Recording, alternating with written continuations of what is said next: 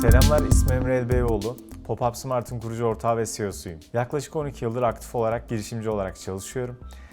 Size bu yaşadığım deneyimlerden çıktıları kısaca anlatmak isterim. Evet, ilk sorumuz başarılı bir girişimci nasıl olunur? Bu soru sıklıkla karşılaştığım, etrafımda insanlara anlattığım aslında bir konu. Başarılı bir girişimci olmak aslında gerçekten zor değil. İnsanlar başarılı bir girişimci olmak için çoğu faktörün bir arada olması gerektiğini düşünüyorlar. Bununla alakalı kötü bir algı var. Genellikle doğru zaman, doğru fikir, doğru market ve iyi iş neticesinde başarılı olduğu düşünülür. Fakat ben bunun bu şekilde hepsinin bir arada olması gerektiğini düşünmüyorum. Doğru bir iş ve doğru bir market de sizi başarılı yapabilir. Ya da doğru zamanda iyi bir işle de başarılı olabilirsiniz. Yani bu kombinasyonun hepsini aynı anda gerçekleştirmeniz sizi sadece çok daha hızlı bir şekilde büyümenizi sağlar. Ama doğru zamanda, doğru markette iş yapmanız da sizi başarıya ulaştırabilir. Örnek vermem gerekirse, doğru zamanda doğru iş örneği şu an gerçekleşen AI hype'ı, yani AI alanındaki gelişmeler aslında şu an AI ile alakalı yapılan bütün projelerde çok daha hızlı büyüme ve yükselme imkanı tanıyor. Bu da doğru zaman, doğru aslında market örneği. Bunun bir farklı örneği ise iyi iş yaptığınız zaman doğru markette gene kazanırsınız. Bir laf vardır, Müslüman mahallesinde salyangoz satılmaz diye. Gerçekten çok doğru bir tespit. Eğer sizin sattığınız ürün hedef markette yeterli bir seviyede varsa, yani örnek vermem gerekirse bir e-ticaret işi yapıyorsanız, e-ticaretin market hacmi hızla yükselen bir ivmede, bu pazarda yapacağınız e-ticaretle alakalı ürün fikirleriniz ve diğer işlemler, diğer ürünler, diğer girişimler başarılı olması için işinizi iyi yaptığınız sürece, sabrettiğiniz sürece başarıya ulaşmamanız mümkün değil. Yani doğru bir pazardaysanız, iyi bir iş yaptığınız sürece başarılı olabilirsiniz. Yeter ki sabırlı olun, daha fazla çalışın.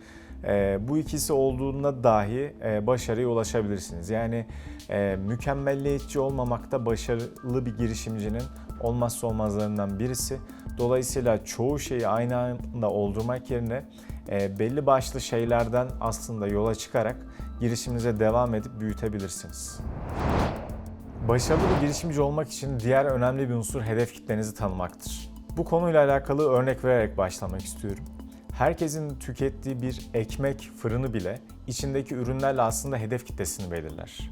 Örneğin İstanbul'da Bebek'te bir cadde üzerinde bulunan ekmek fırınında ciabatta, çavdar gibi ekmekler daha fazla talep görebilir. Ama aynı fırını farklı Türkiye'de herhangi bir standart bir sokağa yerleştirdiğinizde aynı ekmeklerin satılmadığını göreceksiniz. Daha çok bizim normal tanıdığımız beyaz ekmeğin satıldığını göreceksiniz. Bu aslında hedef kitlenizin ve sizin sattığınız ürünlerin ne kadar önemli olduğunu gösteren bir örnek. Yani siz aslında normal bir mahallede ciabatta vesaire gibi ekmekleri üretmeye daha fazla uğraşırsanız hedef kitlenizin istemediği aslında bir ürünü üretmiş olursunuz. Dolayısıyla hedef kitleniz ne istiyorsa onu vermelisiniz ve onu çok iyi analiz etmelisiniz.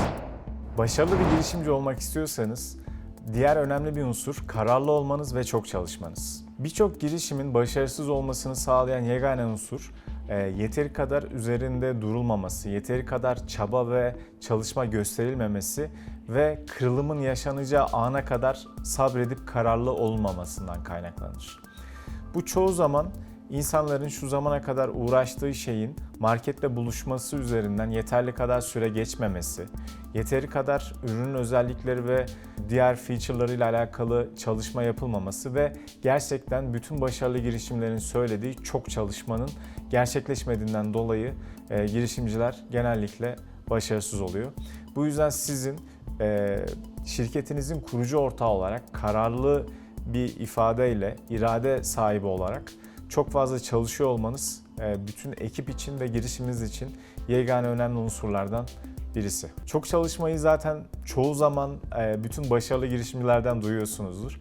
Çok çalışmak aslında efektif ve akıllı çalışmayı içerir. Yani bir şeyi gerçekten akıllı şekilde efektif olarak çalışmıyorsanız buradan çok fazla çalışmanın çıktısını alamazsınız. Bu önemli bir şeydir. Bunun yanı sıra çok çalıştığınız süre boyunca akıllı adımlar yaparak pes etmediğiniz sürece ancak başarıya ulaşırsınız. Yani kırılımın sizin işletmeniz anlamında ne zaman geleceğini sektör ve domain bazlı ancak bilebilirsiniz. Bu yüzden pes etmeden akıllı bir şekilde çok çalışarak devam etmelisiniz. Başarılı bir girişimci olmak istiyorsanız olmazsa olmaz bir diğer özellik de doğru bir ekibe sahip olmanız. Doğru bir ekibe sahip değilseniz gerçekten ihtiyaçların çok fazla olduğu bir mecrada, bir işletmede ya da girişimde ekibiniz mutlaka kendi alanında yetersiz kalabilir. Yani bir işletme genellikle onlarca kişiden kurulmaz. Çok limitli kaynakla çok fazla iş beklenir. Dolayısıyla başarılı bir ekip aslında bunun altından kalkabilir ve kendi özelliklerini bu anlamda kullanabilir. Ekibiniz aslında sizin nasıl bir kültüre sahip olduğunuz ve nasıl ilerleyeceğinizi belirleyen önemli ve yegane unsurlardan biridir. İyi bir ekibe sahipseniz işletmenin ve ilk başta anlattığım doğru pazar, doğru fikir gibi aslında bütün olasılıkları gerçekleştirmenizi sağlayan, yani minimum requirement'la gerçekleştirmenizi sağlayan önemli bir kastır. Ekibiniz sizin limitli kaynaklarla çok daha fazla iş yapmanızı sağlar ve efektif bir şekilde girişimci olarak başladığınız serüvende rakiplerinizin bir adım önüne geçmesini sağlayan yegane önemli unsurdur. Steve Jobs'ın bahsettiği gibi ve zamanında yaşanılan IBM'le yaşadığı rekabet gibi eğer başarılı ve efektif bir ekibe sahipseniz 50 kişilik gibi bir Apple ekibiyle binlerce kişilik IBM ekibini nasıl geçtiğini tarihten okuyarak öğrenebilirsiniz. Bu tamamen ekip başarısıdır. O yüzden bir girişim için ekip çok önemlidir. Girişimcilerin yaptığı en önemli hatalardan birisi de mükemmeliyetçi bir bakış açısına sahip olmasıdır.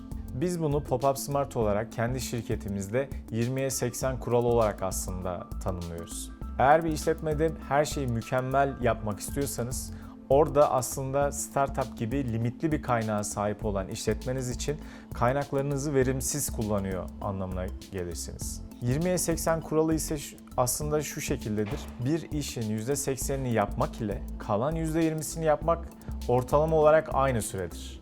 Dolayısıyla işlerinizi mükemmel hale getirmeye çalışmadan %80'ini tamamlayıp ilerlemeye çalışın. Girişimcilerin en sık yaptığı hatalardan birisi de hatalı ekip arkadaşı seçimidir. Yanlış ya da hatalı yaptığınız bir ekip arkadaşı alımı aslında bütün ekibinizi olumsuz etkileyen bir unsur haline gelebilir. Yanlış iletişime sahip ya da toksik bir karakterle sahip olan ekip arkadaşı istihdamı bütün ekibin başarısını ve etkisini önemli derecede azaltabilir. Bizim Türkiye'de kültürel olarak işe alım süreçlerinde 2 ya da 3 kez görüştüğümüz senaryoda genellikle insanları tanıyabilmemiz ve uzmanlık alanını anlamlandırabilmemiz beklenir. Buna karşıt olarak ise globalde Amazon ya da Google gibi şirketler iş görüşmelerini 20 ya da 30 kez görüşme sonrasında sonlandırdığı olmuştur. Bunu yapmaların temel sebebi ise ekibe alacakları insanların yanlış bir seçim olmaması ihtimalini azaltmaktır. Dolayısıyla işe alım süreci son derece önemlidir. Ekip arkadaşınızı doğru seçmek zorundasınız. Girişimcilerin sıklıkla yaptığı bir diğer hatalı durum ise hatalı pivot etmektir. Hatalı pivot etmek aslında ürününüzün gerçekleştirdiğiniz core özelliklerinin dışına çıkarak farklı bir yola doğru evrilme durumudur. Bu durum genellikle hedef kitlenizi daha farklı bakış yaptığınızda ya da ekibinizin kararı neticesinde gerçekleşir ve ürününüzün ana core özelliklerinden ayrılıp farklı bir yola doğru aslında evrilmiş olursunuz. Bu çok riskli bir durumdur. Bunu radikal bir şekilde gerçekleştiren firmalar başarısızlığa sonuçlanabilir. Bu yüzden pivot ederken çok dikkatli olmanız gerekir. Girişimcilerin yaptığı diğer önemli bir hata ise finansalı yönetememektir. Bir girişim kurarken mutlaka bir yıllık cash flow'unuzu, gerçekleştireceğiniz girişimin özellikleri ve bunların yayınlanması, edineceğiniz trafiğin maliyeti ve ekip maliyetleri gibi bütün her şeyi detaylı olarak düşünerek bir cash flow hazırlamalısınız. Eğer bir ürününüzün edinme maliyetini bilmiyorsanız ya da sizin bir runway'iniz yani hayatta kalma süreniz belli değilse tamamen karanlıkta yürüyor durumda olursunuz. Bu yüzden finanslarınızı aktif ve iyi bir şekilde yönetmek girişiminiz için çok önemlidir.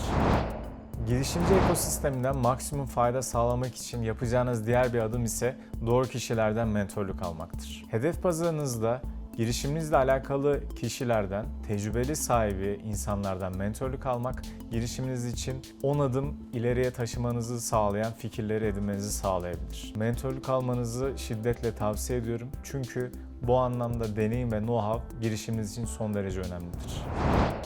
Startup ekosisteminden faydalanacağınız diğer önemli bir unsur ise startup desteklerinden faydalanmaktır. Amazon, Google, Intercom gibi devasa şirketlerin sağladığı krediler ve kendi tool'lar aracılığıyla startup'ınızın ilk 1 ya da 2 yılı kullanacağınız araçları ücretsiz olarak edinebilir, startup'ınızı güçlendirebilir ve büyük masraflardan save etmenizi sağlayabilirsiniz. Final olarak başarılı bir girişimci olarak kısa bir video içerisinde bunu anlatmak zor. Size özellikle tavsiyem alanında uzman mentörlerden aslında feedback alarak girişiminize başlamanız ve devam ettirmeniz. Bu anlamda size de yardımcı olmaktan mutluluk duyarım. Bana LinkedIn üzerinden ulaşabilirsiniz. Teşekkür ederim.